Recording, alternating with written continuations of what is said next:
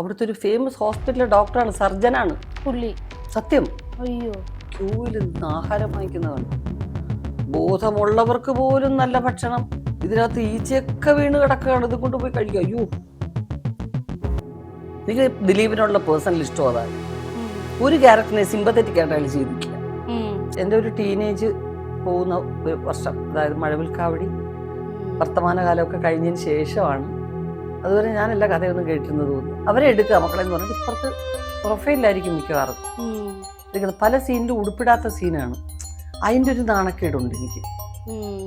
പക്ഷെ ഇത് നല്ല സീനാട്ടോ. ഒരു സ്ക്രീൻ പ്ലേയിലെ ഏറ്റവും ബുദ്ധിപരമായിട്ടുള്ള ഒരു തിരക്കഥയുടെ ഒരു വശമാണ്. 4 കാലുള്ള ഒരു നങ്ങേലി പെണ്ണിനെ കോലു നാരായണൻ കട്ടുകൊണ്ടുപോയി. അപ്പൊ അതൊരു കോമഡി പാട്ടാണ്. അപ്പം എനിക്ക് ചെറിയ അത് ഇടയ്ക്കിടയ്ക്ക് ഇങ്ങനെ പറയും, ഒരു റിങ് എന്നെ പോലെ ഇട്ടിരിക്കുന്നത്. ഞാൻ ചേച്ചിയുടെ കുറച്ച് ഫോട്ടോസ് കയ്യിൽ കിട്ടിയത് എടുത്ത് വെച്ചിട്ടുണ്ട്. റിയാക്ഷൻ ഏത് ഫോട്ടോക്ക് ഞാൻ ചിലപ്പോ മാന്തുന്നു പ്രാന്തെന്ന് എന്തോ എടുക്കും. ചേച്ചിയുടെ ഫേവറേറ്റ് നടനുമായിട്ടുള്ള എന്റെ ഈ ഫേവറേറ്റ് മൂവിയാണിത്. അയ്യോടാ, ആ സീനിയറിനുമായിട്ട്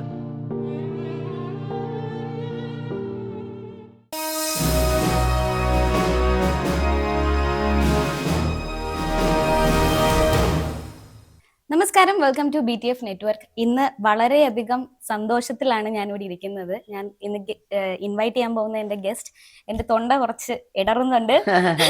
മലയാളത്തിന്റെ സ്വന്തം ഉർവശി ചേച്ചിയാണ്. ചേച്ചി നമസ്കാരം. നമസ്കാരം. നമസ്കാരം. ആക്ച്വലി ഞാൻ ചേച്ചി അടുത്ത് പറഞ്ഞ പോലെ കുറച്ചധികം ഇന്റർവ്യൂസ് ഞാൻ പ്രിപ്പയർ ചെയ്തിട്ട് എനിക്ക് എടുക്കാൻ പറ്റാതെ പോയി വിഷമത്തിൽ ഇരിക്കുകയാണ് ആയിരുന്നു. ഇപ്പൊ എന്തായാലും എന്റെ വിഷമം മാറി. എല്ലാരും എടുത്തിട്ട് പോയി ലാസ്റ്റ് വിശാലമാക്കാന്ന് പറഞ്ഞ അവിടെ പതുങ്ങി ഇരിക്കുവായിരുന്നു. അതെ അതെ, ഒരു അജ്ന അവിടെ ഇങ്ങനെ കറങ്ങി കറങ്ങി പ്രാഞ്ചി ഒരു റിങ് എന്നെ പോലെ ഇട്ടിരിക്കുന്നത്. ഓക്കെ, അപ്പോ ഇന്ന് ജഗദമ്മയായിട്ടാണ് എന്റെ മുന്നിലിരിക്കുന്നത്. അതെ, ജഗദമ്മ ആളെങ്ങനെയാ?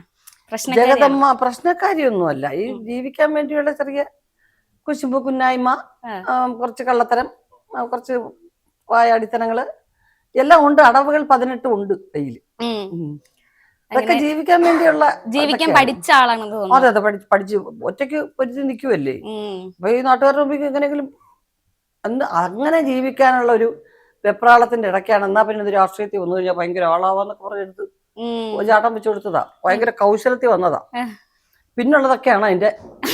അതുകൊണ്ടാണ് ഒരു ഇലക്ഷൻ സീസൺ പടം ആയി മാറിയത് ഇത്. അതെ, എനിക്ക് തോന്നുന്നു ചേച്ചി പേഴ്സണലി നോക്കുവാണെങ്കിലും ഒരുപാട് രാഷ്ട്രീയം അല്ലെങ്കിൽ പൊളിറ്റിക്കലി ഒരുപാട് സംസാരിക്കുന്ന ആളാണ്. അതുകൊണ്ട് ഭയങ്കരമായിട്ട് കണക്ട് ചെയ്യാൻ പറ്റുമോ ഈ ഒരു ക്യാരക്ടർ? അല്ലെങ്കിൽ ഇല്ല, പൊതുവെ നമ്മള് രാഷ്ട്രീയം എന്നുള്ള വാക്ക് സിനിമയിൽ വരുമ്പം അതിന് അർത്ഥം മാറും. അത് ആ ഹീറോസിന്റെ അവരുടെ പുറകിലുള്ള ഒരു രാഷ്ട്രീയമാണ്.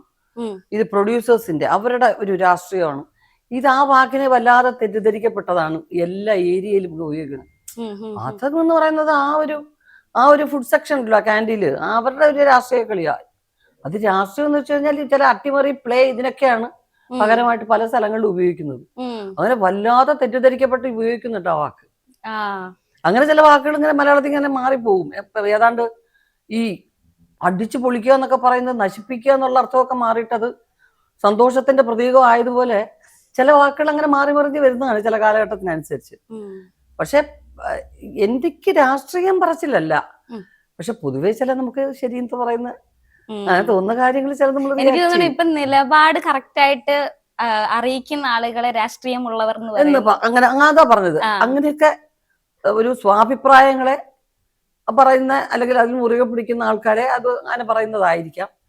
പക്ഷെ അതൊക്കെ അടുത്ത സമയത്താണ് കേട്ടോ ഞാൻ അങ്ങനെയൊക്കെ കുറെയൊക്കെ മാറി തുടങ്ങിയത്. കാരണം പ്രതികരണ ശേഷി ഇല്ലാതിരിക്കുന്നതിനേക്കാൾ നല്ലതാണല്ലോ ശരിയെന്ന് തോന്നുന്നു എന്തെങ്കിലുമൊക്കെ പ്രതികരിക്കുന്നതെന്നുള്ളൊരു അഭിപ്രായത്തിലേക്ക് ഞാൻ എത്തുകയായിരുന്നു. ബേസിക്കായിട്ട് ഞാൻ അതല്ലായിരുന്നു.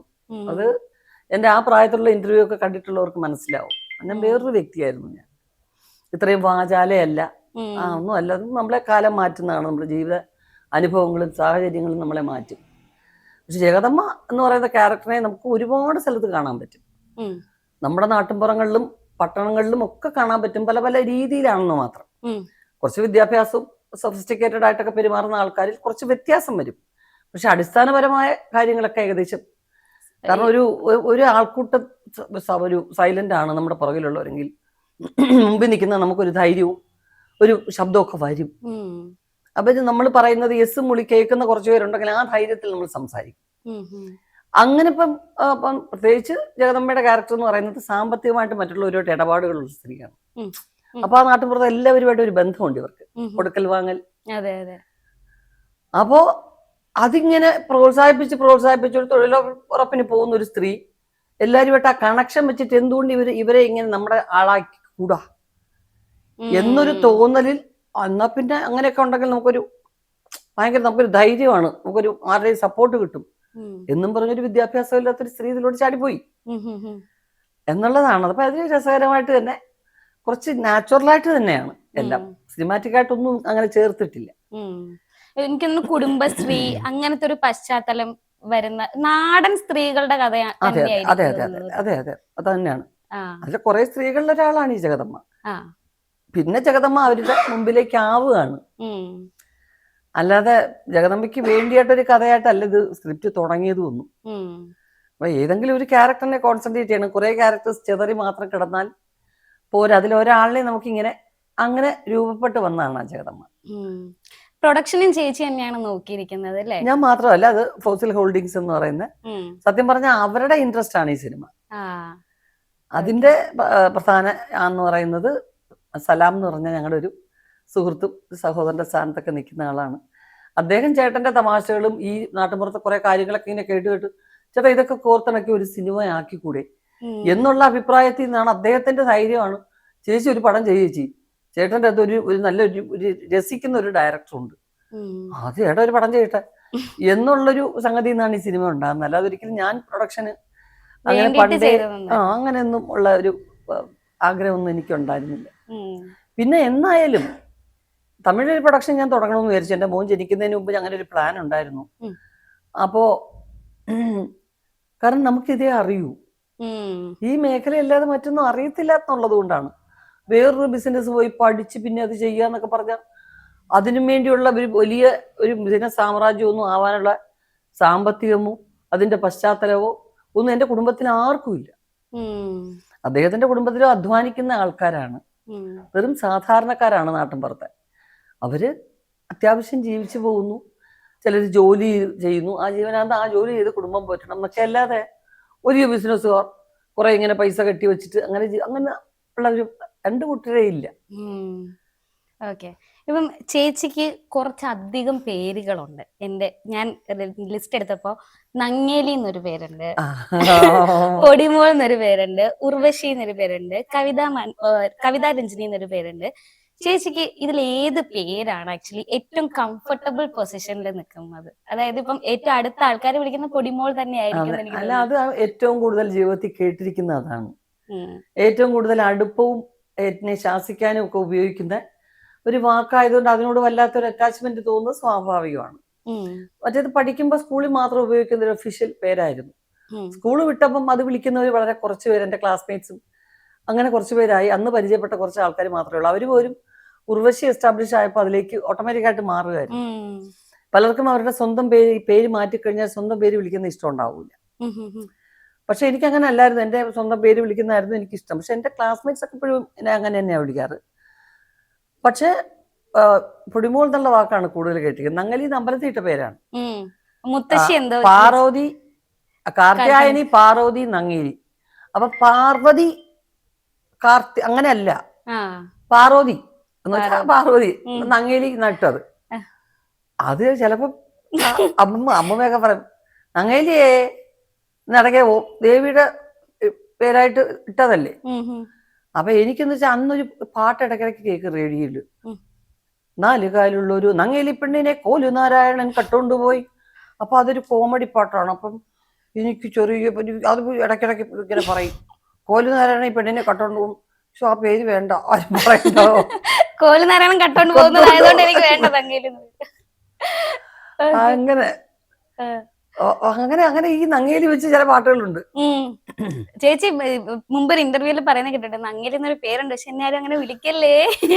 അന്ന് തോന്നുന്ന കൊച്ചിലിപ്പൊ എന്റെ മോളോട് ഞാൻ കുഞ്ഞായിരുന്നപ്പോ അവളും ചെന്നൈയിലല്ലേ വളർന്നതും സ്കൂളിൽ പോയതൊക്കെ. അപ്പൊ കുറെ ബഹളം ഉണ്ടാക്കുമ്പോൾ ഞാൻ പറയും കൂട്ടുകാരെ കാണണം, കണ്ടു കഴിഞ്ഞാൽ തലകുത്തി മറിച്ചിലും ബഹളമാണ്. ഞാൻ പറയും മോളെ, ആ കൂട്ടുകാർ വന്ന് നിൽക്കുമ്പോൾ അമ്മ വിളിക്കുമ്പോൾ മക്കളകത്ത് വരണം, വന്നില്ലെങ്കിൽ മക്കളെ അമ്മ മോളെ കുപ്പുസ്വാമി എന്ന് വിളിക്കും. അയ്യോ എന്നെ അങ്ങനെ വിളിക്കണ്ട, അങ്ങനെ വേണ്ട. ഞാൻ കൊച്ചിലെ കളിച്ചേച്ചിന്റെ മോനെ കുപ്പുസ്വാമി എന്ന് വിളിക്കും. വിളിച്ച് എന്തായി, അമ്മയുടെ ഒരു സ്കൂൾ മേറ്റിന്റെ വീട്ടിൽ പോയി. ആറ്റുകാൽ അമ്പലത്തിന്റെ അടുത്താണ് ശശിയെങ്കില്, ഡോക്ടർ ശശി. വീട്ടിൽ പോയപ്പോ അവരുടെ കൊച്ചുമോനുണ്ട് അവിടെ.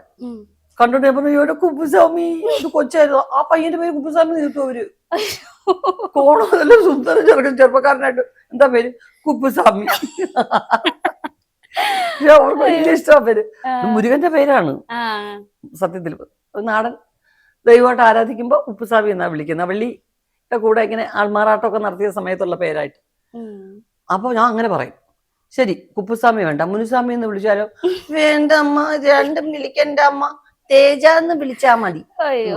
ആ ശരി മക്കളെ, അപ്പം മക്കള് വിളിക്കുമ്പോ വരണം. ഇപ്പഴും ഞാൻ പറയും കുപ്പുസ്വാമി, അമ്മ വിളിക്കും, അമ്മ വിളിക്കും, കുപ്പുസ്വാമി ഒന്ന് വിളിക്കും. ഞാൻ ഹലോ, ആ ഓക്കെ ഹലോ എന്താ എന്ന് ഞാൻ വിളിക്കാം എന്ന് പറയും. അപ്പൊ അന്ന് ഇങ്ങനെയാണ്. ഇപ്പം എന്റെ മോനോട് അങ്ങനെയാണ്. വിരട്ടൽ എന്റെ മോനോട് കുപ്പുസ്വാമി വിളിച്ച അമ്മ ഞാൻ മുനുസ്വാമി എന്ന് വിളിക്കും. അന്ന് എന്നെ അമ്മ ഭീഷണിപ്പെടുത്തും. അപ്പൊ ഇതില് നങ്ങേലി ഇപ്പൊ വിളിക്കുമ്പോ കുഴപ്പമൊന്നുമില്ല കേട്ടോ. കുറെ പേര് അത് ഇട്ട ആൾക്കാരെ മറന്നിട്ടുണ്ടാവും. അന്ന് അമ്പലത്തിൽ ഒരു പേരിടണമെന്നുണ്ട്. ജാതകമൊക്കെ എഴുതി ഒക്കെ വരുമ്പോ അമ്പലത്തിലേക്ക് ഒരു പേരിടണം. കളിച്ചേച്ച പക്ഷെ ഇപ്പോഴും എന്റെ മോളടക്കം വിളിക്കുന്ന കാർത്തൂന്നാണ്. എല്ലാവരും ആരും ബഹുമാനിച്ച് ഒരു വിളിയില്ല കളിച്ചേച്ചി. എല്ലാവരും, എന്റെ മോൻ മാത്രം മക്കളെ അങ്ങനെ വിളിക്കല്ലേ ചേച്ചിയമ്മാന്ന് വിളിക്കണമെന്നോ, അവൻ മാത്രം വിളിക്കും ചേച്ചിയമ്മാന്ന്. ഞാൻ കേക്ക വിളിക്കുമ്പോ, അല്ലാപ്പത്ത രഹസ്യമായിട്ട് കാർത്തു നീ വാടി പൊടി എന്നാ വിളിക്കുന്നത്. എല്ലാ പിള്ളേരും അവൾ അതിന് സമ്മതം നിൽക്കുകയും ചെയ്യും. അനുസരിച്ച് അവരുടെ രീതിക്ക് വഴക്കുണ്ടാക്കും അവരോട്. ഫ്രണ്ട്ഷിപ്പ് ബോണ്ടാന്ന് തോന്നുന്നു. അങ്ങനെയാണ് കളിച്ചേച്ചി. അതാണ് കളിച്ചേച്ചി. ആരും അമ്മയെന്നും വിളിച്ചിട്ടില്ല, ഒന്നും വിളിച്ചിട്ടില്ല. എന്നെയാണ് പൊടിയമ്മന്ന് വിളിക്കുന്നത്. എനിക്ക് അത്രയും എല്ലാരും എന്നെ അമ്മന്ന് വിളിക്കണം. എല്ലാ പിള്ളേരും ആഗോളതലത്തിൽ പൊടിയമ്മയാണ് ഞാൻ. പൊടിമോള് രൂപാന്തരം പ്രാപിച്ചപ്പോ അടുത്ത ജനറേഷൻ പൊടിയമ്മയായിട്ടുണ്ട് ഇപ്പൊ. അതാണ് എനിക്ക് എപ്പോഴും ഇങ്ങനെ ഞാൻ ഇന്റർവ്യൂസിലെല്ലാം ഇങ്ങനെ കേട്ടോണ്ടിരിക്കുന്ന കഥകളാണ് ചേച്ചിയുടെയും അവിടെ വീട്ടിലെ കൽപ്പന ചേച്ചിയുടെയും കല ചേച്ചിയുടെയും ഒക്കെ കഥകൾ ഇങ്ങനെ ഒരുപാട് കേട്ടിട്ടുണ്ട് ഇന്റർവ്യൂസിലൊക്കെ ചേച്ചി പറയുന്നത്. എന്റെ മക്കൾക്കൊക്കെ അത് കിട്ടിയിട്ടുണ്ട് ഇപ്പൊ. അതെ. അപ്പം ചേച്ചിയുടെ ആദ്യത്തെ മൂവി കതിർ മണ്ഡപം ഒരു ചൈൽഡ് ആർട്ടിസ്റ്റ് ആയിട്ട് തുടങ്ങി. ഇപ്പൊ ജഗദമ്മയായിട്ട് രൂപാന്തരം പ്രാപിച്ച് അല്ലേ? ക്യാമറ കണ്ടാൽ കരയുന്ന കവിതയായിരുന്നു അന്ന്. അതെ. അപ്പൊ അന്നത്തെ ക്യാമറയ്ക്ക് ഇങ്ങനെ ശബ്ദം കേൾക്കും. അപ്പൊ ഇത് സ്റ്റാർട്ട് ചെയ്ത് എനിക്ക് മനസ്സിലാവും, അപ്പൊ തുടങ്ങും കരയാൻ.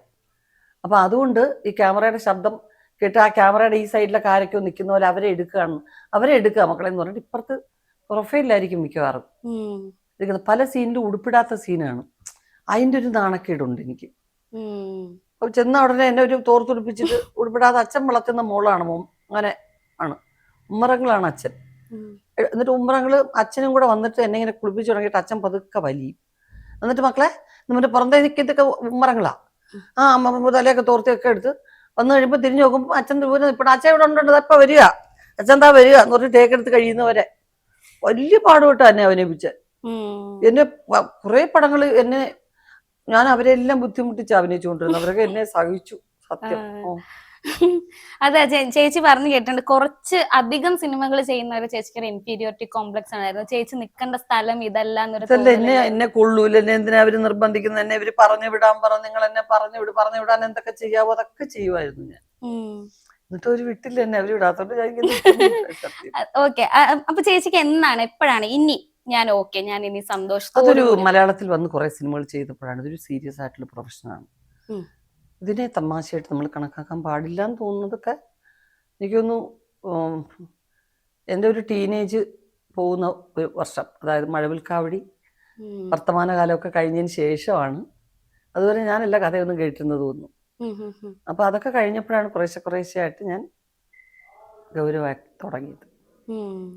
അങ്ങനെയാണ് ജഗദമ്മയിലൊക്കെ എത്തുമ്പോഴൊക്കെ എന്ന് പറഞ്ഞാൽ നമ്മള് എപ്പോഴും നമ്മുടെ മനസ്സിൽ ഏതെങ്കിലും ഒരു സ്ത്രീ ജഗദമ്മയെ പോലെ ഇതുപോലെ സംസാരിക്കുന്ന, ഇതുപോലെ പെരുമാറുന്ന, അവരെങ്ങനെയായിരിക്കും എന്നൊക്കെ ഉള്ളത് നമ്മൾ ശ്രദ്ധിച്ചു തുടങ്ങി.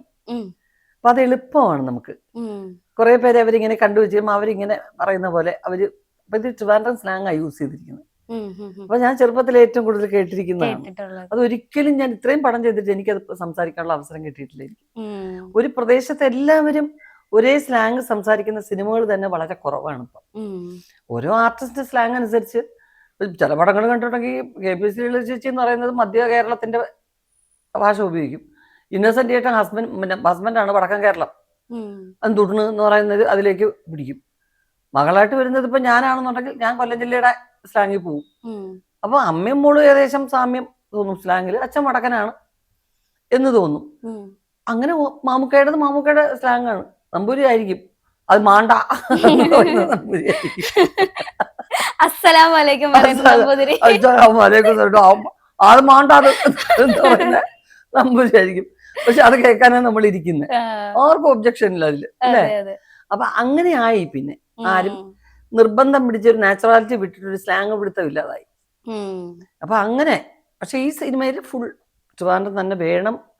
ചെറിയ ക്യാരക്ടറിനെ പോലും അങ്ങനെ ഓഡിഷൻ നടത്തിയാണ് സെലക്ട് ചെയ്തത്. അവരെ കൊണ്ട് തന്നെ ഡബ് ചെയ്യിക്കണം എന്നൊക്കെയുള്ള അങ്ങനെയായിരുന്നു. ചേച്ചി നോക്കുകയാണെങ്കിൽ ഇപ്പം 80s തുടങ്ങിയ ഒരു ജേർണിയാണ്. ഇപ്പം ഇതിനോടകം നമ്മുടെ ലോകം മാറി, കാലം മാറി, സിനിമ മാറി, എല്ലാം മാറി. ഇതിനെല്ലാം ഒപ്പം സഞ്ചരിച്ച ഒരാളാണ് അല്ലേ ചേച്ചി? അപ്പം ചേച്ചി എങ്ങനെയാണ് ഇപ്പം ഈ ആദ്യ കാലത്തെ ആക്ടിങ് സ്റ്റൈൽ ഉണ്ടല്ലോ, ഇപ്പം അന്ന് എനിക്കൊന്നും കുറച്ചുകൂടെ നമ്മൾ എക്സാജറേറ്റ് ചെയ്ത് ഡ്രാമാറ്റിക് ആയിട്ടൊക്കെ ചെയ്യേണ്ട ഒരു സ്റ്റേജ് ആയിരുന്നു 80s 90s ആ ഒരു കാലഘട്ടം. അത് കഴിഞ്ഞ് ഇപ്പൊ വരുമ്പോഴത്തേക്ക് കുറച്ചുകൂടെ നാച്ചുറൽ റിയാലിറ്റി. അങ്ങനെ ചേച്ചി ഈ ആക്ടിങ് സ്റ്റൈലിലുള്ള പ്രോസസ്സുകൾ അങ്ങനെയൊക്കെ ശ്രദ്ധിച്ചിട്ടുണ്ടോ? ഇല്ല, ഞാൻ പെർഫോം ചെയ്ത് തുടങ്ങിയ IV ശശി, സത്യനന്ദക്കാട് സിനിമകളൊക്കെയാണ് കൂടുതലും. വേണുനാഗവള്ളി അതൊക്കെയാണ്. അതിനകത്തൊന്നും ഒരിക്കലും നാച്ചുറൽ അല്ല പെർഫോമൻസ് വേണ്ടന്നേ.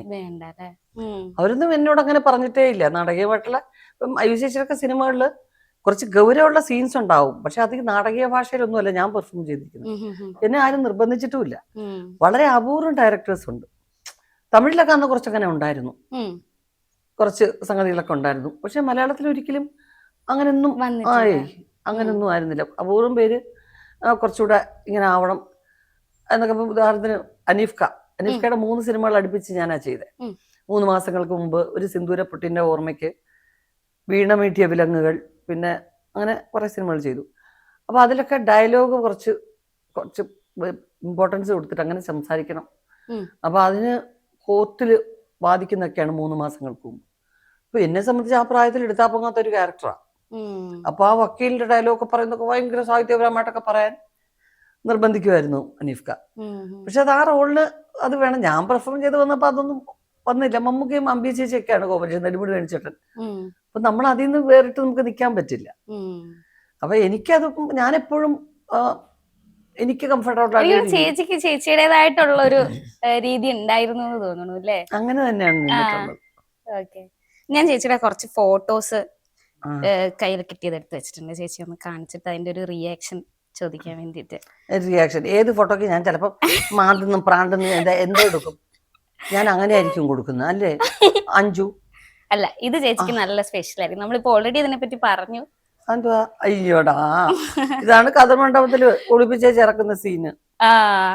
ഉമ്മറങ്ങളുടെ തോർത്ത് മൂടി നിന്നത്. അച്ഛനും കൂടെ ചേർന്നാ കുളിപ്പിച്ചു തുടങ്ങി. അച്ഛൻ ഡാവിനങ്ങ് മാറി, എന്നിട്ട് കൊണ്ടുവന്നിരിക്കുക. അതൊരു പേടിച്ച് വിരട്ടി നിർത്തിയിരിക്കുകയാണ്. കരയാൻ പാടില്ല. അപ്പൊ ആ ഒരു നിപ്പ് നിൽക്കുക.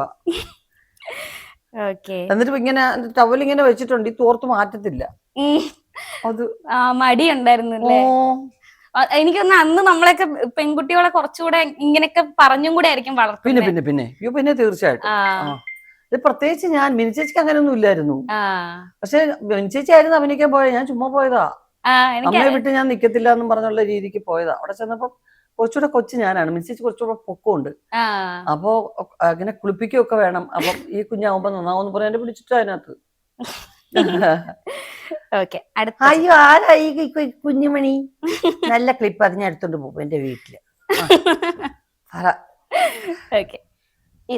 അന്ന് തന്നെ പിടിച്ച് നല്ല ഭയങ്കര സ്ട്രൈക്കിംഗ് ആയിട്ടുള്ള സീനാണ്. ഇപ്പൊ ഇന്ത്യയിലെ ഇന്ത്യ കണ്ടതിൽ വെച്ച് ഏറ്റവും നല്ല തിരക്കഥാകൃത്ത്. കഥാകൃത്തുക്കൾ പലരും ഉണ്ടായിട്ടുണ്ടാവും. മലയാളത്തെ സംബന്ധിച്ചിടത്തോളം പത്മരാജൻ. ഒന്നിനോടൊന്നും സാമ്യമില്ലാത്ത തിരക്കഥകൾ അദ്ദേഹത്തെ പോലെ ആരും എഴുതിയിട്ടുണ്ടാവും. ഏത് റൈറ്ററും എഴുതുമ്പോൾ നമുക്ക് കണ്ടുപിടിക്കാൻ പറ്റും ഇദ്ദേഹമാണെന്നുള്ളത്. പറ്റുകയില്ല. മഞ്ഞുകാലം, നോറ്റക്കുതിര, ഉദകപ്പോള, ആ ടൈറ്റിലുകൾ തന്നെ ഭീകരമാണ് അദ്ദേഹം. അതെ, എനിക്കൊന്നും ഈ സിനിമയിലും ചേച്ചി ഒട്ടും താല്പര്യമില്ലാതെ അതെ അഭിനയിക്കാൻ അതെ അതെ വന്നു. അതെ, പ്രയാസപ്പെടുത്തിയ സാരി ഉടുത്ത് തന്നെ നടന്നു കാണിക്കും. ഞാൻ ഈ യൂണിഫോം തോളിലിട്ടിട്ട് ഇങ്ങനെ പിടിച്ച് നടക്കും. കാരണം ക്ലാസ്സിൽ പൊക്കം കൂടിയ കുട്ടിയായതുകൊണ്ടൊരു കോംപ്ലക്സ് ഉണ്ട്. ബാക്ക് ബെഞ്ചിലല്ലേ എപ്പോഴും ഇരിക്കുന്നത്. അപ്പോൾ എൻ്റെ കൂടെ പഠിക്കുന്ന ശ്രീജ, ആ ടൈപ്പ് എല്ലാം ഇത്രയൊക്കെ ഇതേ ഉള്ളൂ. പ്രേമലത എല്ലാം തീർത്തിട്ടാണ് ഉള്ളത്. ഞാൻ മാത്രം ഇങ്ങനെ കുന്നക്കോല് പോലെ വളരുക ഇങ്ങനെ ഒരു 11 വയസ്സായപ്പോഴേ. അപ്പൊ അതിന്റെ ഒരു ഇങ്ങനെ നടക്കും. അപ്പൊ ആഗ്രഹ സാർ അവിടെ നടക്കக்கூடாது എന്നും പറഞ്ഞിട്ട് ഈ പാന്റിന്റെ മേളിൽ സാരി എടുത്തിട്ട് ഇങ്ങനെ ഇങ്ങനെ ഇങ്ങനെ നടന്നു കാണിക്കും. ഞാൻ ചിരിച്ചോണ്ടിരിക്കും. എനിക്ക് ഭയങ്കര ചിരി. നമ്മൾ ജീവിതത്തെ ആദ്യം കാണുന്നില്ല, ആണുങ്ങൾ ഇങ്ങനെ എല്ലാവരുടെ മുമ്പ് ഇങ്ങനെ ഇങ്ങനെയൊക്കെ നടന്നു കാണിക്കുന്നത്. പക്ഷെ ഇത് നല്ല സീനാ കേട്ടോ. ഒരു സ്ക്രീൻ പ്ലേയിലെ ഏറ്റവും ബുദ്ധിപരമായിട്ടുള്ള ഒരു തിരക്കഥയുടെ ഒരു വശമാണത്. ഒരാള് ഹൃദയം തുറന്ന് അദ്ദേഹം മനസ്സിലെല്ലാം വിട്ടു ഒന്ന് നിൽക്കുമ്പോൾ വേറൊരു കാര്യം ചൂണ്ടിക്കാണിച്ചിട്ട് ഇതുപോലെ ആണ് എന്ന് പറയുമ്പോൾ വീണ്ടും ഇയാളുടെ മനസ്സിൽ സംശയം വരികയാണ്. നല്ലൊരു സീനാ അത്, സിനിമയ്ക്ക് പോകുന്ന സീന്. അതെ. ഓക്കെ, അടുത്തത് ചേച്ചിയുടെ ഫേവറേറ്റ് നടനുമായിട്ടുള്ള. എന്റെ ഫേവറേറ്റ് മൂവിയാണിത്. അയ്യോടാ, ആ സീനിയറിനുമായിട്ട് പിന്നെ പെൺമുട്ടയിടുന്ന സാറാവില്ല. അതെ, വാങ്ങിക്കുന്ന തേപ്പുകാരി. ആ സീൻ നല്ല സീനാ. അതെ, അത് തേപ്പാന്ന് അറിയത്തേയില്ല നമ്മള്. പക്ഷെ നാട്ടുപുറത്ത് ഒരു പച്ചയായ പെൺകുട്ടി ഗൾഫുകാരനാണെന്ന് പറഞ്ഞു, കുറച്ചുകൂടെ കാണാൻ യോഗ്യനായിട്ടുള്ള ഒരാള്. അപ്പൊ കൂളായിട്ട് അങ്ങ് പോയി. ഞാൻ എപ്പോഴും ആലോചിക്കും, ഇപ്പൊ ചേച്ചിയുടെ പീക്ക് ടൈമിലാണ് ആ മൂവിയൊക്കെ ചെയ്യുന്നത്, ചെറിയ നെഗറ്റീവ് വരുന്ന ക്യാരക്ടറാണ്. അന്ന് അങ്ങനെ ഒന്നും ചേച്ചി കൂടുതലായിട്ട് ചിന്തിക്കില്ല? ഏയ്, അതൊന്നുമില്ല. തീരുമാനിച്ചു, ഡയറക്ടറുടെ വിശ്വാസമല്ലേ നമ്മൾ അങ്ങനെ ചെയ്താൽ നന്നായിരിക്കും എന്നുള്ളത്. എനിക്ക് എന്ത് ചെയ്യാൻ അറിയുമെന്ന് എനിക്കറിയത്തില്ലായിരുന്നു. സത്യനന്ദിക്കാണ്ടൻ അറിയാം, വേണുനാഗവള്ളിക്ക് അറിയാം. അതാണ് എന്നെ അറിയുന്ന ഡയറക്ടേഴ്സാണ്. അവരുടെ പടം വർക്ക് ചെയ്യുമ്പോൾ ധൈര്യം അതാണ്, ആത്മവിശ്വാസം അതാണ്. അവരെന്നെ വിശ്വസിക്കും. ഓക്കെ, ഒരു രണ്ട് ഫോട്ടോയും കൂടെ ഉള്ളൂ. ഈ ഫോട്ടോയെ പറ്റിട്ട് എനിക്ക് എന്തായാലും ചോദിക്കണം. എന്തുവാ? കമൽ സാറുമായിട്ടുള്ള പിക്ക്, മറ്റേ സുന്ദരി. നല്ല നല്ല സിനിമ, നല്ല പാട്ടും നല്ല പടമാണ്. അത് മടിച്ചാറാണ്, 9 ഗജം സാരി അത് ഉടുത്തിട്ടാണ്. അതൊരു പ്രത്യേക രീതി നടക്കുകയൊക്കെ വേണം അത്, അല്ലെങ്കിൽ നമ്മൾ തട്ടി വീഴും. അങ്ങനെ നല്ല നല്ല ഹിറ്റായ നല്ല സിനിമയാണ്, എല്ലാവർക്കും ഇഷ്ടമുള്ളൊരു സിനിമയാണ്. അതെ. ഓക്കെ, അപ്പൊ നമ്മൾ ജഗദമ്മയിലേക്ക് തിരിച്ചു വരികയാണെങ്കിൽ, ഇപ്പം ജഗദമ്മ എങ്ങനത്തെ ഒരു സ്ത്രീയാണ്? ലൈക്ക് ഇപ്പം നമ്മളിപ്പം നാടനായിട്ട് കാണുമ്പോഴത്തേക്ക് ഇപ്പം കുറെ വീടുകളില് ഭയങ്കരമായിട്ട് സർവൈവ് ചെയ്യുന്ന കുറെ സ്ത്രീകൾ ഉണ്ടാവും. ലൈക്ക് ധൈര്യം ഉണ്ടാവും, പക്ഷെ മുന്നോട്ട് ഇറങ്ങാൻ പറ്റാത്ത സ്ത്രീകൾ ഉണ്ടാവും. പക്ഷെ പിന്നീട് ജീവിത സാഹചര്യം കൊണ്ട് മുന്നിലേക്ക് ഇറങ്ങേണ്ടി വരുന്ന സ്ത്രീകൾ ഉണ്ടാവും. അത്തരത്തിലൊരു സ്ത്രീയാണോ ജഗദമ്മ? അല്ലല്ല, ഇവര് 7ാം ക്ലാസ് സ്റ്റേറ്റ് ഫസ്റ്റ് എന്ന് പറയുന്നത് ഇവര് നിൽക്കുന്ന ഏരിയ സ്റ്റേറ്റ് ആണ്. ആ ക്ലാസ്സിൽ 7ാം ക്ലാസ്സിൽ ഫസ്റ്റ് റാങ്ക് എന്നുള്ളതാണ് ഉദ്ദേശിക്കുന്നത്. അപ്പൊ അത് തന്നെ വലിയൊരു സംഭവമാണ്. അവിടെ നിവൃത്തിയില്ലാത്തൊരു വീട്ടിൽ നിന്ന് ഒരു പെൺകുട്ടി ആ സ്കൂളിൽ 7ാം ക്ലാസ്സിൽ ഫസ്റ്റ് റാങ്ക് എടുക്കുകയാണ്. കപ്പൊക്കെ വാങ്ങിച്ചോട് ഓടി വരുന്നതും ഒക്കെ ഹൈസ്കൂളിലേക്കാണല്ലോ പിന്നത്തെ പോക്ക്. അപ്പോ അതൊരു അപ്പർ KG ആണ് നമുക്കവിടെ. അപ്പം അതോടുകൂടി ആ പഠിത്തം നിന്ന് പോവുകയാണ്. അപ്പൊ അത് കഴിഞ്ഞ് പിന്നെ ആരോരുമില്ലാത്തൊരു പെൺകുട്ടി എല്ലാ അടവുകളും പ്രയോഗിച്ച് നയപരമായിട്ട് തന്നെയാണ് ജീവിതത്തിൽ നീങ്ങിക്കൊണ്ടിരിക്കുന്നത്. ധൈര്യമൊക്കെ ഉണ്ടെങ്കിലും ഉള്ളിലെ ഭയം പുറത്തു കാണിക്കാത്തൊരു ധൈര്യമാണ്. സാധാരണക്കാരായ സ്ത്രീകൾക്ക് ഒരു ഇൻസ്പിറേഷനായി മാറുമോ ജഗദമ്മ? അല്ല, അവരിൽ നിന്നാണ് ജഗദമ്മ ഉണ്ടായത്. അല്ലാതെ ജഗദമ്മ കണ്ട അവരൊന്നും ആവേണ്ട കാര്യമില്ല. ഞാൻ ചെയ്യുന്ന എല്ലാ ക്യാരക്ടേഴ്സും ജനങ്ങളിൽ നിന്ന് ചൂസ് ചെയ്യുന്ന ക്യാരക്ടേഴ്സ് ചെയ്തിട്ടുള്ളൂ. എന്നെ കണ്ടിട്ട് ഇത് മിഥുനത്തിലെ സുലോചനെ പോലെ എന്ന് പറയുന്ന എത്രയോ സ്ത്രീകളുണ്ട്. എന്റെ ഹസ്ബൻഡ് ഒരു കൂട്ടുകാരൻ പറയും, സുലോചന തന്നെ വീട്ടിലിരിക്കുന്ന സുലോചന അങ്ങോട്ട് എന്ന് ഞാൻ പറയും. പണ്ടൊക്കെ ഞാൻ ചുടുന്ന ദോശയൊക്കെ നല്ലതാണെന്ന് പറയുമായിരുന്നു. ഓരോ പടം അഭിനയിച്ച് വെച്ചേച്ച് പിന്നെ സ്ത്രീകൾ പറയും, 100 വർഷയുടെ ആ പടം കണ്ടിട്ട് എപ്പോ നോക്കിയാലും ചേട്ടൻ എന്നെ കളിയാക്കും. ഓണ്ടപ്പോ മിഥുനത്തിലെ സുലോചന ഇറങ്ങി വരുന്നു എന്ന് പറയും. പടം നല്ലത്, എനിക്ക് വലിയ ഇഷ്ടമാണ്. പക്ഷെ അല്ലെങ്കിൽ ചേട്ടൻ എന്നെ കളിയാക്കും ആൾക്കാരുടെ മുമ്പിൽ. കാഞ്ചന, തലയണ മന്ത്രത്തെ കാഞ്ചനെ പോലെ എന്ന് പറഞ്ഞിട്ട് അവസാനം കൊല്ലത്തൊരു സ്ത്രീയെ പരിചയപ്പെട്ടു. ഞാനിപ്പോ ഒരു 3-4 വർഷത്തിന് മുമ്പ്. അവര് പറഞ്ഞു, എന്താ പിന്നെ ഞാൻ കാഞ്ചനാന്ന് ഞാൻ അങ്ങ് തീരുമാനിച്ചു. ഉർവശി താണ്ട് ആ കരിമണി മേലെ ഞാൻ ഇട്ടേക്കുന്നത്. എന്നാ പിന്നെ ഞാൻ എന്തിനാ കുറയ്ക്കുന്നത്? ഉർവശി അഭിനയിച്ചൊരു ഞാൻ കാഞ്ചനയാണ് എന്ന് ഞാൻ തന്നെ പ്രഖ്യാപിച്ചപ്പോ ഇപ്പൊ ചേട്ടൻ വായടച്ചു കേട്ടോ എന്ന് പറയും. പക്ഷെ എനിക്ക് തോന്നുന്നു ഇപ്പൊ പണ്ട് ചെയ്ത കുറെ കഥാപാത്രങ്ങള് ഇപ്പം നോക്കുമ്പോഴത്തേക്ക് അവരായിരുന്നു കറക്റ്റ് എന്ന് പറയുന്ന രീതിക്ക് വരുന്നുണ്ട്. അതിലൊരാളാണെന്ന് തോന്നുന്നു കാഞ്ചന. തന്നെ മറ്റുള്ളവരെ പോലെ തന്നെ ജീവിക്കണം, അതുപോലെയൊക്കെ വേണം തോന്നുന്നത് സാധാരണക്കാരിലുള്ള. അങ്ങനെയാണല്ലോ പലരും ഭീമമായ കടത്തിലേക്ക് മുങ്ങുകയും കൂട്ടാത്മഹത്യ വീട്ടിലൊക്കെ ചെയ്യുന്നെന്ന് പറയുന്നത് തന്റെ കൊക്കിലൊതുങ്ങാത്ത കാര്യത്തിലേക്ക് പോകുമ്പോഴാണ്. അപ്പൊ അത് ഭർത്താവ് കുറ്റം പറയുന്നത് ഇതിനൊക്കെ കൂട്ടുന്ന ആളാണ്. പക്ഷെ കുറ്റം വരുമ്പോ ഈ സ്ത്രീയുടെ പ്രേരണയാണല്ലോ ഇതൊക്കെ എന്നുള്ളതാണ്. അതെ, എപ്പോഴും അങ്ങനെ ഒരു രീതി ഉണ്ടല്ലേ എല്ലാ വീടുകളിലും. തീർച്ചയായിട്ടും ആദ്യത്തെ സ്റ്റെപ്പിൽ തന്നെ എനിക്കത് നിവർത്തിയില്ല. എന്റെ കുടുംബമായിട്ട് ചേർന്ന് നിന്നാ മതി ഒറ്റ വാക്ക് പറയാൻ ഇയാൾക്ക് പറ്റിയിട്ടില്ല. അൾട്ടിമേറ്റ് കുറ്റം അവിടുന്നാണ്. ഇപ്പൊ നമ്മുടെ ശിവൻ ചേട്ടനാണ് മൂവി ഡയറക്ട് ചെയ്തിരിക്കുന്നത്. എങ്ങനെ ഉണ്ടായിരുന്നു നിങ്ങൾ തമ്മിലുള്ള ഒരു ആക്ടർ ഡയറക്ടർ കോംബോ ആയിട്ട് വന്നപ്പോ? അയ്യോ, ഇത് ഷൂട്ടിംഗ് തുടങ്ങിയ സമയം എല്ലാവരും ചോദിക്കുന്നൊന്നുമില്ല. കാരണം ഞങ്ങൾക്ക് വീട്ടിൽ ഡിസ്കസ് ചെയ്യാനിതേ ഉള്ളൂ. കാരണം ഞാൻ അഭിനയിക്കുന്ന പടങ്ങളും ഞങ്ങൾ ഡിസ്കസ് ചെയ്യും. അതിനകത്ത് എന്തെങ്കിലും ഉണ്ടെങ്കിൽ ഇങ്ങനെ വന്നിരുന്നെങ്കിൽ നന്നായിരിക്കുമായിരുന്നു എന്നൊരു പ്രേക്ഷകന്റെ പോയിന്റ് ഓഫ് വ്യൂ പറയാൻ എടുക്കണ. ഒരു ഡയറക്ടറുടെയോ അല്ലെങ്കിൽ ഇടപെടലോ അല്ല കേട്ടോ. ഒരു തിയേറ്ററിൽ നിൽക്കുമ്പോൾ ഒരു പ്രേക്ഷകൻ എന്തായിരിക്കും ചിന്തിക്കുന്നതെന്നൊരു നല്ല പ്രേക്ഷകനാണ്. അങ്ങനെ പറയും. അത് പലരും അംഗീകരിക്കുകയും ചെയ്യും. അങ്ങനെയാണ്. അപ്പൊ അതുപോലെ തന്നെ ഇത് പലപ്പോഴായിട്ട് ഞാൻ കേട്ട ക്യാരക്ടറൊക്കെയാണ്. ചില ക്യാരക്ടേഴ്സൊക്കെ പിന്നെ വന്നു. അതൊന്നും ഞാൻ അത്രയായിട്ട് അങ്ങനെ അതിനകത്ത് ഇടപെട്ടിട്ടില്ല. അദ്ദേഹത്തിന് പിന്നെ എന്നെ പോലെ തന്നെയാണ്. എനിക്ക് മറയില്ലാത്ത ഒരാളാണ്. നാട്ടുപുറത്തൊരു സാധാരണ മനുഷ്യനാണ്. അപ്പൊ ചിലതൊക്കെ അദ്ദേഹം പറയുന്നത് തർക്കിക്കും. ഞാൻ എൻ്റെ ഭാഗം ഞാൻ തർക്കിച്ചുകൊണ്ടേയിരിക്കും. പിന്നെ എല്ലാവരും കൂടെ ഇടപെട്ട് അതൊക്കെ നേരെയാക്കും. അപ്പൊ സ്വാഭാവികമായിട്ടും പിന്നാണ് അദ്ദേഹം ആലോചിക്കുന്നത്. കുറെ സിനിമകൾ ചെയ്തിട്ട് നമ്മുടെ ഒരു ബൈ എക്സ്പീരിയൻസ് ഉണ്ട്. ഇപ്പൊ ഏറ്റവും നല്ലൊരു ഷെഫായിരിക്കും എൻ്റെ മുമ്പിൽ നിൽക്കുന്നത്. പക്ഷെ ഞാൻ വർഷങ്ങളായിട്ട് എൻ്റെ അടുക്കളയിൽ ഞാൻ ഉണ്ടാക്കുന്ന പുളിശ്ശേരിയെ പറ്റി ഞാൻ പറയുന്ന ആധികാരികത അങ്ങനെ കുക്കിംഗ് ക്ലാസ്സിൽ പോയ അദ്ദേഹത്തിന് ഉണ്ടാവില്ല.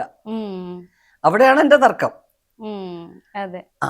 പുളിശ്ശേരിക്ക് കടുവറുക്കുന്ന വരുമ്പോൾ കടുവറുത്തിട്ട് ഓഫ് ചെയ്തിട്ട് കട്ടിയുള്ള ചീനച്ചട്ടി ആണെങ്കിൽ 2 മിനിറ്റ് വെയിറ്റ് ചെയ്ത് അതിന്റെ ഒരു ചൂട് പോയിട്ടില്ലെങ്കിൽ അത് പിരിയും എന്ന് ഞാൻ പറഞ്ഞത് കറക്റ്റാണ്. അല്ല അപ്പോഴേ എടുത്ത് കമത്തിയാൽ മതി എന്ന് പുള്ളി പറഞ്ഞുകൊണ്ടിരുന്ന ഞാൻ തർക്കിക്കും എന്ന് പറയുന്നവരുള്ള കാര്യങ്ങൾ ഇപ്പോഴും ഉണ്ട്. എല്ലാ തീർച്ചയായിട്ടും ഞാൻ എന്റെ ഹസ്ബൻഡ് എന്നുള്ള രീതിയിലെന്നല്ല ഒരു ഡയറക്ടറുമായിട്ടും ഞാൻ അനാവശ്യമായിട്ടുള്ള തർക്കങ്ങളോ അല്ലെങ്കിൽ ഒരാളാവാൻ വേണ്ടി എന്റെ ക്യാരക്ടർ അത് പറയാറില്ല. ഇപ്പൊ അടുത്ത് ചെയ്തൊരു സിനിമ ഒരു നെഗറ്റീവ് എങ്കിൽ നെഗറ്റീവ് ആക്കുക, അതിനുവേണ്ടി മാത്രമേ തർക്കിച്ചിട്ടുള്ളൂ. അതിൽ കോംപ്രമൈസിന് ശ്രമിക്കരുതെന്ന് ഞാൻ പറയൂ. 100% നെഗറ്റീവ് ആണ് ഉദ്ദേശിക്കുന്നത്, അങ്ങനെ ആക്കൂ. അത് മാക്സിമം ചെയ്തെങ്കിൽ അതിലൊരു വെറൈറ്റി എനിക്കുണ്ടാവുള്ളൂ. അത് ന്യായീകരിച്ച് അത് അങ്ങനെ ആയതുകൊണ്ടാണ് ചെയ്ത, കൊലപാതകം ചെയ്തെങ്കിൽ കൊലപാതകം തന്നെയാണ്, അതിനൊരു ചിട്ടയുണ്ട്. എന്നല്ലാതെ ഇങ്ങനെ ഒരു സാഹചര്യം വന്നപ്പോ അറിയാതൊരു തമാശക്ക് കൊലപാതകം ചെയ്തു പോയി അതെന്ത് തോന്നുന്നു. അങ്ങനെ ഹീറോയിനാണെന്നും പറഞ്ഞുള്ള കോംപ്രമൈസ് ഒന്നും അതൊന്നും എനിക്ക് ഇഷ്ടമല്ല. അതാണ് ചേച്ചിയുടെ ഒരു പ്രത്യേകത അതായിട്ടാണ് എനിക്ക് തോന്നിയിട്ടുള്ളത്. ഇപ്പൊ ചേച്ചിയുടെ പീക്ക് ടൈമിൽ നിൽക്കുമ്പോഴാണ് കുറെ നെഗറ്റീവ് ക്യാരക്ടേഴ്സ് ഒക്കെ എനിക്ക് ഇപ്പോഴും അത് വലിയ ഇഷ്ടമാണ്. അതുകൊണ്ട് തന്നെയാണ് ഈശ്വരാനുഗ്രഹം. നമ്മളൊരു നല്ല മുഖം മാത്രം കാണിക്കാൻ ശ്രമിക്കാത്തത് കൊണ്ടാണ് ഒരു ഇമേജിനകത്ത് ഇങ്ങനെ പെട്ടുപോകാതെ ഇരിക്കുന്നത്. പിന്നെ ഒരുപാട് എന്താ പറയുന്നേ വട്ടാണോ എന്നാൽ അല്ല എന്ന് തോന്നുന്ന കുറച്ച് ക്യാരക്ടേഴ്സ് നൂൽപാലത്തിൽ നടക്കുന്ന പോലെയാണ്. അത് എങ്ങനെ പെർഫോം ചെയ്തു എന്നുള്ളത് ഇന്നാലോചിക്കുമ്പോൾ എനിക്ക് കടിഞ്ഞൂൽ കല്യാണം ഒരു സ്വല്പം പ്രശ്നമുണ്ട്. പക്ഷെ ഇത് പ്രശ്നമുണ്ടോ എന്ന് വെച്ചാൽ ഇല്ല. കാക്കത്തൊള്ളായിരം ഞാൻ കണ്ടതിൽ ഓട്ടിസം ഉള്ള ഒരു കുട്ടിയുടെയാണത്. അതിന്റെ ഒറിജിനൽ ക്യാരക്ടർ എന്ന് പറഞ്ഞാൽ അത് എൻ്റെ ടീച്ചറിന്റെ മോളാണ്, കല എന്നാ പേര്. അയ്യോ എനിക്കിപ്പോൾ അത് കാരണം കുഞ്ഞിലെ ഞാൻ അവിടെ പാട്ട് പഠിക്കാൻ പോകും ടീച്ചറിന്റെ വീട്ടിൽ. അപ്പോൾ അത് കളിച്ചേച്ച് ഇങ്ങനെ ഒരു അഴിയുള്ള ഒരു അഗ്രാരം പോലുള്ള ഒരു വീടാണ്. അപ്പൊ ആ അഴിയുള്ള റൂമിൽ ഇങ്ങനെ നിങ്ങളെ നോക്കിക്കൊണ്ടിരിക്കാം. വിളി വരണം, നല്ല വളർച്ചയാ, നല്ലോണം ആഹാരം കഴിക്കും. അങ്ങനത്തെ കുട്ടികൾ ഒന്നും അറിയത്തില്ലല്ലോ നമുക്ക്. ഓട്ടിസം എന്ന് പറഞ്ഞാൽ അങ്ങനെ ഒരു വാക്ക് പോലും അറിയത്തില്ല. എനിക്കൊരു 7 വയസ്സോ ഒക്കെ കാണത്തുള്ളൂ. അപ്പൊ ഇത് സന്തോഷത്തിന് ഒരു പ്രത്യേക ശബ്ദം വരും, ഇങ്ങനെ വിളിക്കും. പിന്നെ പേടിയാവുന്നു പറഞ്ഞ് ഞാൻ ഓടും. അപ്പൊ ആ ടീച്ചറിന്റെ സങ്കടം, ഒന്നും ചെയ്യൂല മോളെ, ചേച്ചി വിളിക്കുകയാണ് എന്ന് പറയും. അയ്യോ അതൊക്കെ ആലോചിക്കുമ്പോൾ എനിക്ക് സങ്കടം വരും. അത് പെർഫോം ചെയ്തപ്പോൾ ഞാൻ ഏറ്റവും അതിന്റെ ആ ഒരു നല്ല വശമായിട്ട് മാത്രമേ ഞാൻ ചെയ്തിട്ടുള്ളൂ. ഒരിക്കലും അത്തരം കുട്ടികൾക്ക് ഉള്ള അമ്മമാർക്ക് വേദന തോന്നാത്ത രീതിയിലേ ഞാൻ ചെയ്തിട്ടുള്ളൂ. കാരണം അങ്ങനെ ഒരു കുട്ടിയുള്ളൊരു വീട്ടിൽ ഉള്ളവർക്കേ അറിയത്തുള്ളൂ. എനിക്ക് ദിലീപിനുള്ള പേഴ്സണൽ ഇഷ്ടം അതാണ്. ഒരു ക്യാരക്ടറിനെ സിമ്പത്തറ്റിക് ആയിട്ട് അയാൾ ചെയ്തിട്ടില്ല. കുഞ്ഞിക്കൂൻ എന്ന് പറഞ്ഞാൽ ഏറ്റവും സുന്ദരൻ എന്ന് ഭാവിച്ചിട്ടുള്ള ഒരാളാണ് അല്ലേ. ഒരു സിമ്പത്തി സൈഡ് അല്ലാതെ ചാന്തുപുട്ടിനെ വളരെ പോസിറ്റീവായിട്ടാണ് ചെയ്തിരിക്കുന്നത്. അപ്പോ എപ്പോഴും അങ്ങനെ ചെയ്യാൻ ശ്രമിക്കണം. മുച്ചുണ്ടായിട്ട് ഒരു ക്യാരക്ടർ ചെയ്തു, ഒരു സൗണ്ട് തോമയാണോ, അപ്പൊ അതൊക്കെ ഒരു അക്സെപ്റ്റ് ചെയ്യുന്ന രീതിയിൽ അങ്ങ് ചെയ്യുക എന്നുള്ളതാണ്. അല്ലാതെ ഇങ്ങനെ ഭയങ്കര സിമ്പത്തറ്റിക് ക്യാരക്ടറായിട്ട് ഈ ഭ്രാന്ത് എന്ന് വെറുതെ പറഞ്ഞ് നമ്മൾ പോകുമ്പോഴുണ്ടല്ലോ, അയ്യോ, അത്തരം ഒരു മകനോ മകളോ ഉള്ള ഒരു വീട്ടിൽ ഒന്ന് ചിന്തിച്ചിട്ട് ആരെങ്കിലും അങ്ങനെ വിളിച്ചാൽ അതാണ്. ഒരു മനുഷ്യൻ്റെ ആയുസ്സിൽ ഒരു ദിവസം ഒന്ന് ഭ്രാന്താശുപത്രിയിൽ പോയി നോക്കണം.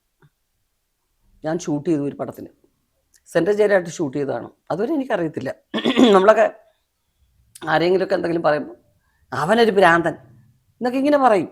അപ്പോൾ ആ ഒരു ദിവസം മദ്രാസിലെ കിൽപോക്ക് ഹോസ്പിറ്റലാണ്, മെൻ്റൽ ഹോസ്പിറ്റലിൽ ഷൂട്ടാണ്. ഞാനും നാസറാണ്. നാസർ ജയിലിൽ കിടക്കുമ്പോൾ ഞാൻ കാണാൻ വരുന്നതും ഒക്കെ ആയിട്ട്. അപ്പോൾ അവിടുത്തെ സെല്ലുകൾ അതുപോലെയാണ് തോന്നുന്നത്. അപ്പോൾ ഒരു സെല്ലിൽ ഇങ്ങനെ കടന്നു പോകുമ്പോൾ അവിടുത്തെ ആൾക്കാർ എൻ്റെ കൈ പിടിച്ചു വലിച്ചു. അപ്പോൾ എനിക്ക് പേടിയൊന്നും തോന്നില്ല, നല്ല സംസാരിക്കുന്നു. അപ്പം ഞാൻ ഹലോ അണ്ണാ എന്ന് വിളിച്ചു. അവർ കൈയൊക്കെ തടവി നോക്കി. അപ്പം ഞാൻ ഉങ്ക വീടൊക്കെ ഉങ്ക പേരെന്നൊക്കെ ചോദിക്കും. അപ്പം അവർ പുറത്തൊരു ആൾ ഇങ്ങനെ ഷോർട്സ്, എന്താ അതിൻ്റെ പേര്, ഷോർട്സ് അല്ലല്ലോ ബർമുട ആറ്റുകൊണ്ട് അവിടെ ഇരിക്കുകയാണ്. ഒരു ടീഷർട്ടൊക്കെ ഇട്ടിട്ടുണ്ട്, കണ്ണാടിയൊക്കെ വെച്ച് സീരിയസ് ആയിട്ട് ഇംഗ്ലീഷ് നോവൽ വായിക്കുകയാണ്. ഞാൻ നോക്കിയപ്പോൾ പീറ്റർ സ്കോട്ടിൻ്റെ ഒരു നോവലാണ് വായിക്കുന്നത്. അപ്പം ജഗദീഷ് ശ്രീകുമാർ വലിയ ഇഷ്ടമാണ് പീറ്റർ സ്കോട്ടിനെ, എനിക്കും ഇഷ്ടമാണ്. അപ്പോൾ അത് വായിക്കുകയാണ് പുള്ളി. അപ്പം ഞാൻ ഇങ്ങനെ നോക്കി.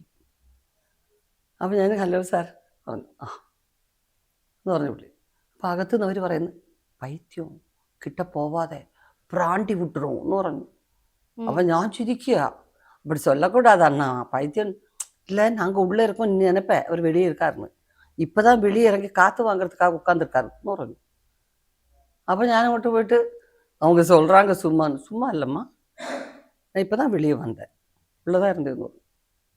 അവിടുത്തെ ഒരു ഫേമസ് ഹോസ്പിറ്റലിലെ ഡോക്ടറാണ്, സർജനാണ് പുള്ളി. അയ്യോ, സത്യം, ഒട്ടും എക്സാഗ്രേറ്റഡ് അല്ല കേട്ടോ. അപ്പം എൻ്റെ കൂടെ ഇവരൊക്കെ വരുന്നുണ്ട് യൂണിറ്റ്. ഞാൻ പേരൊക്കെ ചോദിച്ചപ്പോൾ വലിയ ഫേമസ് ഡോക്ടറാ, സർജനാ പുള്ളി. പുള്ളി പറയുന്നു എൻ്റെ തലയിൽ വണ്ട് പറക്കുന്ന പോലെ തോന്നുന്നു, എനിക്കും അറിയാം. അപ്പം തന്നെ സെൽഫ് ഡ്രൈവ് ചെയ്ത് വരികയാണ്. എന്താ ആ ഡോക്ടർക്ക് അറിയാം, അപ്പോഴേ തന്നെ സെല്ലിലാക്കും. എനിക്ക് ഇത് കുറെ വർഷം മുമ്പാണോ? കുറെ വർഷം മുമ്പാണ്. അപ്പോൾ ആ പടത്തിന്റെ പേര് അരുവാവേലു എന്നാണ് പേര്. എന്നാൽ അവർ ഇഞ്ചക്ട് ചെയ്യും, സുഖമായിട്ട് ഉറങ്ങും. ഉറങ്ങി എണീറ്റ് കഴിയുമ്പോൾ കുറച്ചൊരു ആശ്വാസം ഉണ്ടാവും. അങ്ങനെ ഒരു 2 ആഴ്ചയോ ഒരാഴ്ചയോ ഡ്രൈവ് ചെയ്ത് പോവും. ഈ ഒരു അനുഭവം പറഞ്ഞു. അത് കഴിഞ്ഞ് ഞാൻ ഇവർ ക്യൂവിൽ നിന്ന് ആഹാരം വാങ്ങിക്കുന്നത് കണ്ടു. നോക്കിയപ്പോൾ ഓരോരുത്തരും ബോധമുള്ളവർക്ക് പോലും നല്ല ഭക്ഷണം, ഇതിനകത്ത് ഈച്ചയൊക്കെ വീണ് കിടക്കുകയാണ്, ഇത് കൊണ്ടുപോയി കഴിക്കുക. അയ്യോ, പക്ഷെ അവർ ഭാഗ്യം ചെയ്തവരൊന്നും അറിയുന്നില്ലല്ലോ ലോകത്തെ. അപ്പം അതിനുശേഷം ഞാൻ ആരെയും വിളിക്കുന്നത്. അപ്പം അതാണ് സിനിമകളിൽ നമ്മൾ ചെയ്യുമ്പോൾ, ഓരോന്ന് പെർഫോം ചെയ്യുമ്പോൾ ചുമച്ചിട്ട് എനിക്ക് പെർഫോം ചെയ്യുമ്പോൾ നമ്മൾ ആരെയും ഒരു ഹേർട്ട് ചെയ്യുന്ന രീതി ചെയ്യാൻ പാടില്ല. അത് ഏറ്റവും കൂടുതൽ പറയുന്നത് ഞാൻ കേട്ടിട്ടുള്ളത് ചേച്ചി. പിന്നെ അതെ, എനിക്ക് ഇങ്ങനെ അനുഭവങ്ങൾ കണ്ട് പിന്നെ പിന്നെ പിന്നെ വന്നതാണ്. എക്സ്പീരിയൻസസിലൂടെ നമ്മൾ പഠിക്കുന്നതെല്ലാം എപ്പോഴും. പിന്നെ ഇതൊക്കെ എന്ന് പറയുന്നത് നിമിഷ നേരം കൊണ്ട് ആർക്കും സംഭവിക്കാവുന്ന കാര്യങ്ങളാണ്. നമ്മളൊക്കെ ഒരു വിശ്വാസത്തിലല്ലേ മരണ വീട്ടിൽ ചെല്ലുമ്പോൾ നമ്മൾ പറയുന്നത് എല്ലാം ദൈവം വിധിച്ചതാണ്, എന്ത് ചെയ്യാം എന്നൊക്കെ ആശ്വസിപ്പിക്കും. നമ്മുടെ വീട്ടിൽ ഒരിക്കലും നടക്കില്ല എന്നുള്ളൊരു വിശ്വാസത്തിലേ അതൊക്കെ പറഞ്ഞിട്ട് വരുന്നത് അല്ലേ? അതുപോലെ ഒരു വിശ്വാസത്തിലേ എല്ലാം അങ്ങ് പോകുന്നു. അതൊരു അമിത ആത്മവിശ്വാസമായിട്ട് കണക്കാക്കി ആരെങ്കിലും കയറി എന്തെങ്കിലുമൊക്കെ ചുമ്മാതെ വേദനിപ്പിക്കാൻ വേണ്ടി പറയരുത്. അബദ്ധത്തിൽ വന്നു പോയാൽ മാപ്പ് പറഞ്ഞേക്കണം, അതിനുള്ള മനസ്സുണ്ടാവണം. ശരി ചേച്ചി, അപ്പൊ എനിക്ക് തോന്നുന്നു നമ്മുടെ നിർത്തിക്കോളാൻ പറഞ്ഞു. ഉത്തരവുണ്ടായി. ഐശ്വര്യാണോ അതെ ഉണ്ണിയാണോ ആരാണ്? രണ്ടുപേരും അവിടെ രണ്ട് ഭീകര പ്രവർത്തനങ്ങളാണ്. എനിക്ക് പ്രവർത്തനം സൈഡിൽ ഉണ്ട്. ചേച്ചി നേരത്തെ സെറ്റ് ചെയ്ത് വെച്ചു. പിന്നെ ഉണ്ണി അവിടെ നിന്ന് ഉണ്ടക്കണ്ണ് പിടിക്കുന്ന എനിക്ക് ഇങ്ങനെ കാണാം സൈഡിൽ കൂടെ. ഞാനത് മനസ്സിലാക്കുന്നു അജിന്. അതെ അതെ, പിന്നെ രഹസ്യമായിട്ട് കുറച്ച് കാര്യങ്ങൾ സംസാരിക്കാം. അതെ, അപ്പൊ ജഗദമ്മ തിയേറ്ററിലേക്ക് വരികയാണ്. നമ്മൾ ഇലക്ഷൻ പ്രമാണിച്ച് ഒന്നുകൂടി റിലീസ് ചെയ്യാണ്. എല്ലാരും തിയേറ്ററിൽ വന്ന് കാണണം അല്ലേ? തീർച്ചയായിട്ടും. വോട്ട് ചെയ്യുന്നതിനോടൊപ്പം കാണണം. കണ്ടെങ്കിൽ മാത്രമേ, ഒരിക്കലെങ്കിലും ഈ സിനിമ കണ്ടിരിക്കാൻ വേണ്ടിയാണ് നമ്മുടെ ഈ ഒരു സീസണിൽ തന്നെ ഈ പടം അതിനു വേണ്ടി തന്നെ ചെയ്തൊരു സിനിമയാണ്. അതിൻ്റെതായ എല്ലാ തമാശകളും നിങ്ങൾക്ക് അതിന് കാണാൻ പറ്റും, കാര്യങ്ങളും അറിയാൻ പറ്റും. അപ്പോൾ ഞാൻ പ്രതീക്ഷിക്കുന്നു എന്നെ ഇഷ്ടപ്പെടുന്നവർ അത് കാണും, അതെ. അഭിപ്രായം എനിക്ക് പറയും. തോന്നുന്നു കുടുംബശ്രീ ചേച്ചിമാർക്കും ഓ, വലിയ അവർക്കൊക്കെ ആയിരിക്കും താല്പര്യമായിരിക്കും, ഭയങ്കര റിലേറ്റ് ഇഷ്ടപ്പെടാൻ ചെയ്യും പോകുന്നത്. തീർച്ചയായിട്ടും. അവർക്ക് വലിയൊരു ഇൻസ്പിറേഷൻ ആയിരിക്കും. എന്റെ ഉമ്മയൊക്കെ ഭയങ്കര ആക്റ്റീവ് കുടുംബശ്രീ മെമ്പേഴ്സ്. അവർ ഞാൻ എന്തായാലും പറയുന്നുണ്ട്, എന്തായാലും എല്ലാരും കൂടെ പോയി സിനിമ കാണാൻ കാണാൻ. പറയണം തീർച്ചയായും. ഓക്കെ ഓക്കെ ചേച്ചി, thank you so much. Thank you.